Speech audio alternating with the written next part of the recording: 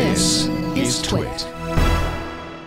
Give us the overview, Kristin, in the complex marketplace that we're dealing with today, where music is available in so many forms. How are artists doing, and is the future bright or bleak?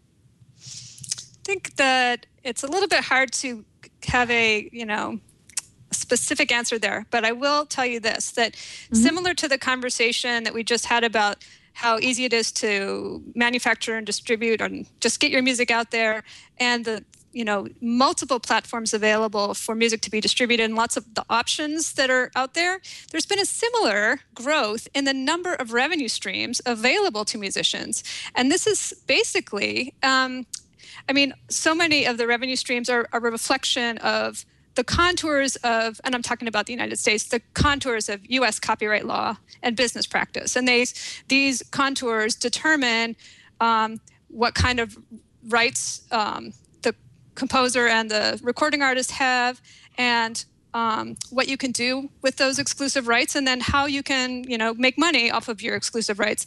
And so there's been this traditional set of revenue streams available to musicians, like, for example, selling recorded music. But now there's about 10 different ways you could sell recorded music. You could sell it in a retail setting. You can sell it in a digital setting. You can sell it at a store. At the merchandise table at your show.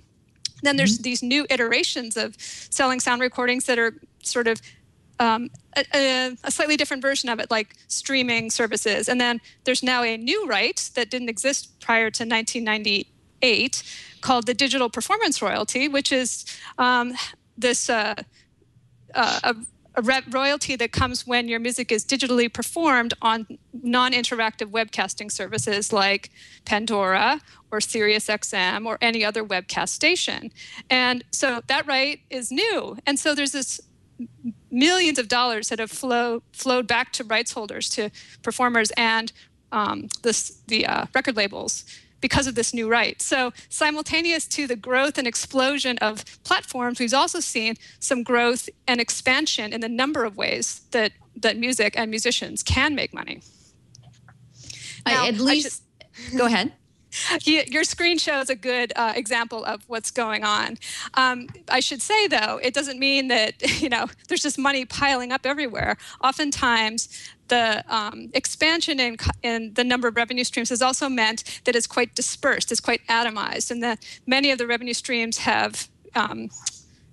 based on fractions of pennies or really tiny fractions of revenue in the singular form, and many times it's often based on how many can we accumulate over time, like whether it's the number of streams on Spotify or the number of simultaneous users listening to my music via a webcast service like Pandora.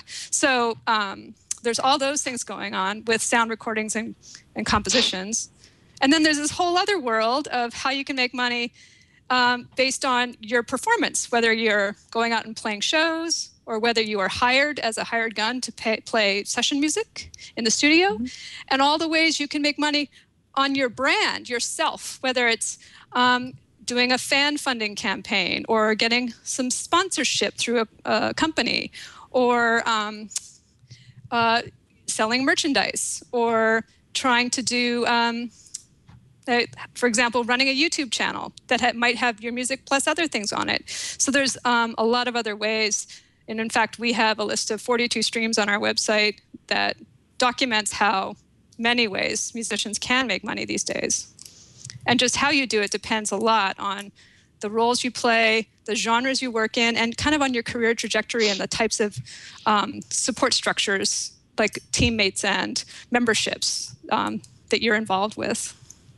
Yeah, teammates and memberships would seem to be really critical in that scenario. Just listening to you talk, I was thinking that a musician might almost need Joel's background in economics to be able to figure out what all their revenue streams are and do accounting of them. Are people figuring this out, do you think, Kristin? It's a challenge. Things are changing so quickly that it's oftentimes takes a moment to describe it to musicians about, especially because there's a difference between the composition, the music and the lyrics that you could say write on sheet paper, and the recording of the composition. Copyright law has always thought of those as different entities, and they actually have different exclusive rights. But for the singer-songwriter who writes their own song and goes in and records it and then goes out and performs it, they tend to think of it as like one thing they're doing. This is like my stuff, my music.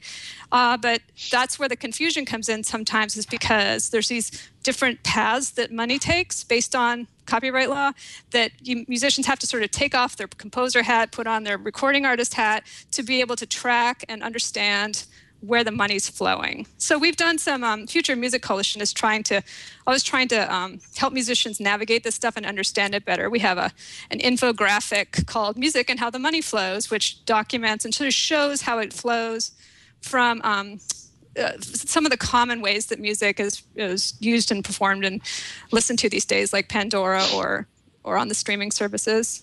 And we've also been running these quizzes for the past year and a half to try and give musicians a sense of some of the complexity, but sort of in a fun and challenging way. They can take the quiz and get a score and learn something while they do the quizzes.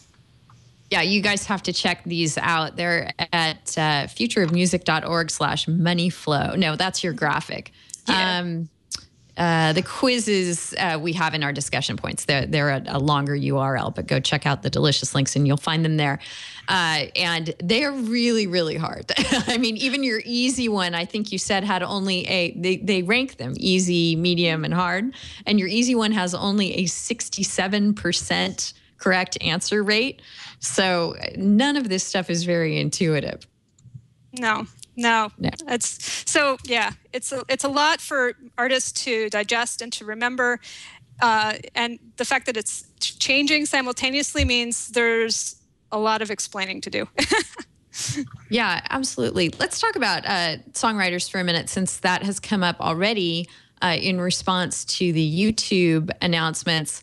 As we've discussed on the show in the past, songwriters haven't been very happy with Pandora and have sought legislation that would raise royalties, have negotiated with Pandora over the years.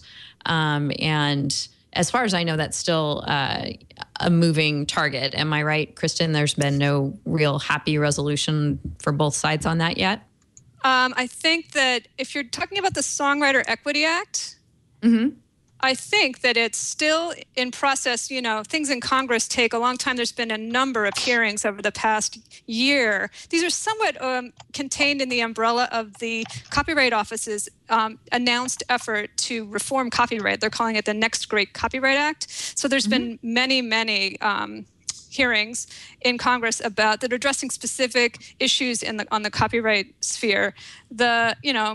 Songwriters themselves certainly have a number of issues, just because a lot of the traditional ways that songwriters have made money have been disrupted a lot, because mechanical royalties that are paid when music is sold, when it's manufactured, there's a penny rate that is paid back to the publisher and the songwriter for every manufactured copy, and that still exists in the new field. So every digital download also has a mechanical license, a mechanical royalty. But as you get into streaming, those fractions of pennies become really, really small. And I think that the disruption on the songwriter side is really evident. And so the Songwriter Equity Act and other forms of legislation are trying to figure out if there's more parity that can be achieved through legislation or through negotiation.